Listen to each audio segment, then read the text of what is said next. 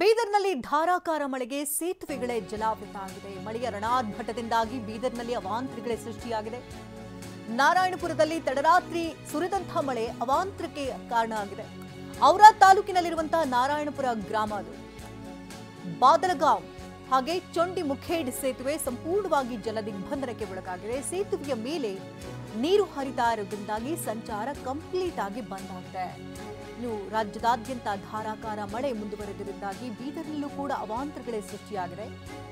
ನದಿಯ ರಣಾರ್ಭಟಗಳು ಹೆಚ್ಚಾಗ್ತಾ ಇದೆ. ಮಳೆ ಹೆಚ್ಚಿನ ಪ್ರಮಾಣದಲ್ಲಿ ಸುರಿತಾ ಇರೋದ್ರಿಂದಾಗಿ ನದಿಯೆಲ್ಲವೂ ಕೂಡ ಉಕ್ಕಿ ಹರಿತಾ ಇದೆ. ಹಾಗಾಗಿ ನಾರಾಯಣಪುರದಲ್ಲಿ ತಡರಾತ್ರಿ ಸುರಿದಂತ ಮಳೆಯ ರಣಾರ್ಭಟದಿಂದಾಗಿ ಸೇತುವೆ ನೀರು ಮುಳುಗುವ ಹಂತಕ್ಕೆ ತಲುಪಿದೆ. ಹಾಗಾಗಿ ಆ ಭಾಗದಲ್ಲಿ ಸಂಚರಿಸುವಂತಹ ಜನರಿಗೆ ಯಾವುದೇ ಕಾರಣಕ್ಕೂ ಮೇಲೆ ಓಡಾಡಬಾರದು ಸೇತುವೆ ಮೇಲೆ ಅಂತ ಸೂಚನೆಯನ್ನು ಕೊಟ್ಟಿದ್ದಾರೆ. ಇನ್ನು ಸೇತುವೆಯನ್ನು ಗಮನಿಸ್ತಾ ಇರಬಹುದು. ಔರಾ ತಾಲೂಕಿನಲ್ಲಿರುವಂತಹ ನಾರಾಯಣಪುರ ಗ್ರಾಮದ ಸೇತುವೆ ಇದು ಕಂಪ್ಲೀಟ್ ಆಗಿ ಮುಳುಗಿ ಹೋಗಿದೆ.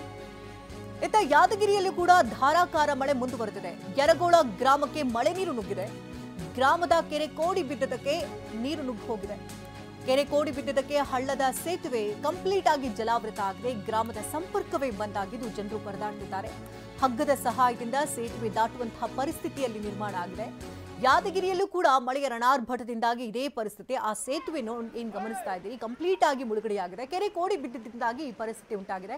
ಇನ್ನು ಹಗ್ಗವನ್ನು ಹಿಡಿದು ಒಂದು ಭಾಗದಿಂದ ಮತ್ತೊಂದು ಭಾಗಕ್ಕೆ ಅಲ್ಲಿ ಜೀವ ಭಯದಲ್ಲೇ ಸಂಚಾರ ಮಾಡಬೇಕಾದಂಥ ಪರಿಸ್ಥಿತಿಯಲ್ಲಿ ನಿರ್ಮಾಣ ಆಗಿದೆ. ಅಷ್ಟು ಪ್ರಮಾಣದಲ್ಲಿ ಈಗಲೂ ಕೂಡ ಮಳೆ ಸುರಿತಾ ಇದೆ.